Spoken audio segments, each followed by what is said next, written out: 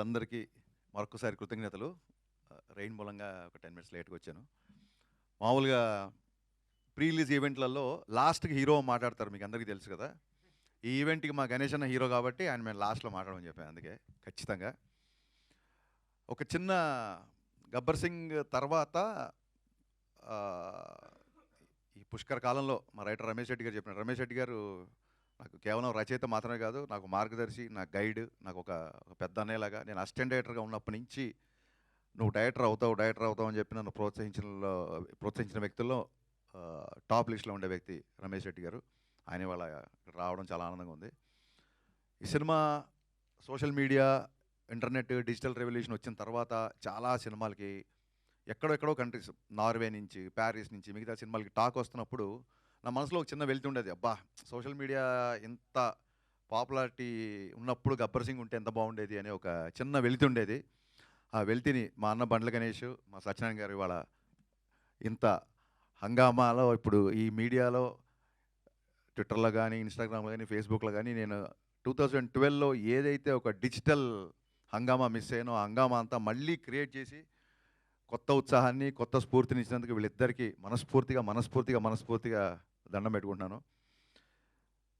గబ్బర్ సింగ్ చరిత్రలో ఉండిపోయే సినిమా కాదు, గబ్బర్ సింగ్ అంటేనే చరిత్ర, నో డౌట్ అబౌట్ ఇట్. ఒక సినిమా జీవితాలు మార్చేసింది అంటారు చూసారా, అలాగా నాకు కానీ, బండ్ల గణేష్ గారు కానీ మా జీవితాలు మార్చేసిన సినిమా గబ్బర్ సింగ్. గబ్బర్ సింగ్ అనేది ఒక మెమరీ కాదు, ఒక అనుభవం కాదు, అన్నిటికంటే మించి.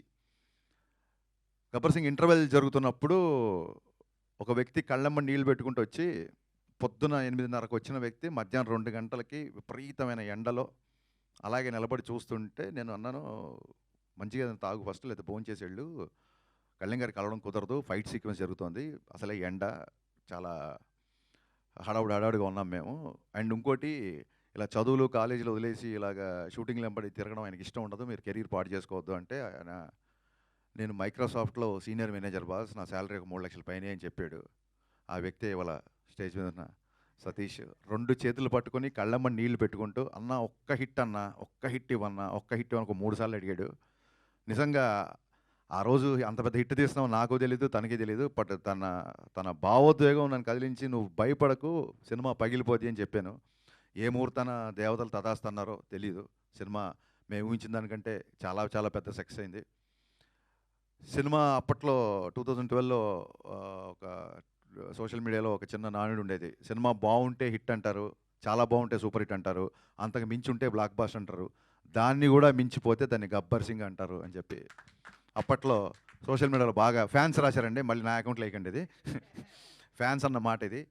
సో ఎక్కడికి వెళ్ళినా పవన్ కళ్యాణ్ గారు చాలామందికి అందుబాటులో ఉంటారు కాబట్టి చాలామంది నాతో ఫోటోలు దిగినా, చాలామంది నాతో ఉన్నా, ఇవన్నీ చూడండి, ఈ కొబ్బరికాయని కొట్టండి అంటే పూజారి దేవుడికి చేర్చినట్టు నాతో దిగిన సెల్ఫీలు, నా మీద చూపిస్తే అభిమానం అంతా అది కేవలం పవన్ కళ్యాణ్ గారిదే అని నేను నమ్ముతూ వచ్చాను. ఎందుకంటే ఈ సక్సెస్ అందరికంటే బలంగా కోరుకున్న వ్యక్తి పెద్ద హిట్ కొన్నది కళ్యాణ్ గారు. ఎప్పుడు సక్సెస్ ఫెయిల్యూర్ పట్టించుకోరు, కానీ ఈ సినిమా క్లాప్ కొట్టిన దగ్గర నుంచి ఫస్ట్ కాపీ పంపించేంత వరకు ఇది బ్లాక్ బాస్టర్ అని లిటరల్గా జపం చేసిన ఎన్ని లక్షల సార్లు అంటే, ఒక శివనాస్మరణ లేకపోతే ఒక గాయత్రి జపం ఎన్ని లక్షల సార్లు చేస్తే అంత ఫలితం ఉంటుందంటారు కదా. ఇప్పుడు రీసెంట్గా మీరు సోషల్ మీడియాలో చూస్తున్నారు మేనిఫెస్టేటింగ్ వీడియోస్, మన సంకల్పం బలంగా ఉంటే అది అవుతూ ఇరుతుందని. అంత గట్టి సంకల్పం, నాకంటే కూడా పెద్ద సంకల్పం, కళ్యాణ్ గారి కంటే కూడా గట్టి సంకల్పం ఉన్న one and only person Bandla Ganesh గారు. 24 అవర్స్ ఫోన్ చేస్తే హలో అని అడగదు, అన్న మన సినిమా బ్లాక్ బాస్టర్ చెప్పండి ఇప్పుడు ఏంటి అని. ఫస్ట్ హలో బదరు బ్లాక్ బాస్టర్, ఫోన్ పెట్టే ముందు బ్లాక్ బాస్టర్ ఎంత అంటే అర్జునుడి బాణం అర్జునుడి గురి ఒక కన్ను మీద ఉన్నట్టు blockbuster, hit super hit అంటే కూడా మా రైటర్ గారు ఎప్పుడన్నా ఎడిటింగ్లో చూసి, ఏమంటే ఇప్పుడే అంతాక్షరి సీన్ చూసాం అదిరిపోయిందండి, మన సినిమా హిట్ అవుద్ది అంటే ఆయన కోపం వచ్చేసేది. హిట్ ఏంటన్నా, హిట్ కోసం చేస్తున్నాం మనం, బ్లాక్ బాస్టర్ అన్నాడు. ఎవరైనా రైటర్లు అన్న మీ సూపర్ హిట్ అన్న ఆడియో అంటే సూపర్ హిట్ ఏంటి, బ్లాక్ బాస్టర్. అసలు కరిచేసేవాడు మనుషులు లిటరల్గా. నిజంగా పవన్ కళ్యాణ్ గారిని ఇంటికి వెళ్ళి దగ్గరుండి షూటింగ్ సెట్కి తీసుకొచ్చి, అలాగే డబ్బింగ్ తీసుకొచ్చి 3 గంటలకి రాత్రి 4 గంటలకి కూడా డబ్బింగ్ చెప్పిన సందర్భాలు ఉన్నాయి. లాస్ట్ మినిట్లో గుర్రంది యానిమల్ సర్టిఫికేట్ వస్తే ఓ పక్క ఈయన ఢిల్లీకి వెళ్ళి ఓవర్ నైట్లో అక్కడ ఢిల్లీలో పని చూసుకొని, అదే రోజు ఇక్కడ సెన్సార్ ఉంటే మళ్ళీ డైరెక్ట్గా ఎయిర్పోర్ట్ నుంచి ప్రసాద్ ల్యాబ్కి వచ్చి, నాకు తెలిసి సెట్లో నేను ఎంత కష్టపడ్డానో సెట్ బయట నాకంటే డబల్ కష్టం బండ్ల గణేష్ అన్న పడ్డాడు. హీ డిజర్వ్స్ అనిపించింది. ఒక టైంలో ఈ వ్యక్తి ఇంత తపన పడుతున్నాడు కదా! నా కోసం కళ్యాణ్ గారి గురించే కాదు, బండ్ల గణేష్ గారి కోసమన్నా 'గబ్బర్ సింగ్' బ్లాక్ బస్టర్ అవ్వాలి అన్న ఒక ఫీలింగ్ యూనిట్లు అందరిలో క్రియేట్ చేశాడు. అలాగే నేను చాలా సార్లు చెప్పినట్టు మా కెమెరామెన్ విన్సెంట్ గారు ఎక్స్ట్రార్డినరీ సపోర్ట్ చేశారు. అలాగే on screen hero Pawan Kalyan గారు అయితే 'గబ్బర్ సింగ్' సక్సెస్‌లో అధిక భాగం, సింహభాగం అంటారు చూసారా? అది మా మ్యూజిక్ డైరెక్టర్ దేవిశ్రీ ప్రసాద్ గారికి మీరు చూశారు. థియేటర్‌లో పాటలకి మొత్తం స్టేజ్ మీదకి ఎలా అయితే డాన్స్‌లేసారో. ఈ సినిమా ఇందాక మా రమేష్ రెడ్డి గారు అన్నట్టు పుష్కరాలు 12 సంవత్సరాలకు వస్తాయి. ఈ 'గబ్బర్ సింగ్' సినిమా కూడా అంతే. ఇట్స్ ఎవర్ గ్రీన్ అండి. ఇప్పుడే కాదు, మళ్ళీ 12 సంవత్సరాల తర్వాత కూడా 25 ఇయర్స్ యానివర్సరీ, బతికుంటే 50th యానివర్సరీ ఇది ఇలాగా కంటిన్యూ అవుతుంటుందని నేను బలంగా నమ్ముతున్నా. అండ్ ఈ సినిమా సక్సెస్ ఆయన ఎంత బలంగా కోరుకున్నారో, ఈ సక్సెస్ ఊహించిన మొదటి వ్యక్తి, ఈ సినిమా సక్సెస్ అవుతుంది ఊహించిన మొదటి వ్యక్తి పవన్ కళ్యాణ్ గారు. కరెక్ట్‌గా ఇంకొక 1 వీక్ రిలీజ్ అనంగా డబ్బింగ్‌లో చిన్న చిన్న కరెక్షన్స్ ఏవో ఉంటే ఆ కరెక్షన్స్ చేసి ఆయన ఒక 2 సీన్లు చూపించమని 2 సీన్లు చూశారు. చూసి ఆయన డబ్బింగ్ రూమ్‌లో ఉన్నారు. నేను ఇంజినీర్ ఇటు పక్క ఉన్నాం. మధ్యలో గ్లాసు. ఆయన ఒకసారి "హరీష్ నువ్వు లోపలికి రా" అన్నారు. నేను లోపలికెళ్ళాను. లోపలికెళ్ళగానే "నా ఫ్యాన్స్ చాలా రోజుల నుంచి ఏదైతే కోరుకుంటున్నావో అది ఇవ్వబోతున్నావు నువ్వు. ఈ సినిమా నువ్వు ఊహించిన సక్సెస్ అవుతది. ఈ సినిమా తర్వాత చాలా జాగ్రత్తగా ఉండు. నువ్వు మామూలుగా చాలా స్పీడ్‌గా ఉంటావు. బట్ అలాగే స్పీడ్‌గా ఉంటే ఈ సినిమా ద్వారా నువ్వు స్పీడ్‌గా ఉన్నావని నిన్ను అపార్థం చేసుకునే అవకాశాలు చాలా ఉంటది. కాబట్టి నీ స్పీడ్ తగ్గించి చాలా జాగ్రత్తగా ఉండు. This is going to be a block buster" అని చెప్పి షేక్ హ్యాండ్ ఇచ్చి ఆయన అక్కడి నుంచి వెళ్ళిపోయారు. ఆ తర్వాత మళ్ళీ సినిమా రోజు గాని, సినిమా తర్వాత గాని ఆ తర్వాత సినిమా రిలీజ్ అయినాక 4, 5 రోజులకో, 3 రోజులకో ఎప్పుడో కలిసారు.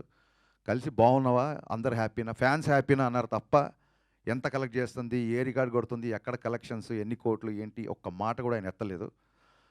ఇప్పుడు ఇందాక మా సత్యనారాయణ గారు చెప్పినట్టు ఇంతకుముందు ఆయన ఆటోగ్రాఫు ఒక ఒక అభిమానికి ఆనందాన్ని ఇచ్చేది. ఇప్పుడు ఆటోగ్రాఫ్‌కి ఒక పవర్ ఉంది. ఆ సంతకానికి ఒక విలువ ఉంది.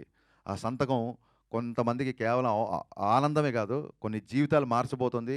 కొంతమందికి జీవనోపాధి క్రియేట్ చేస్తుంది.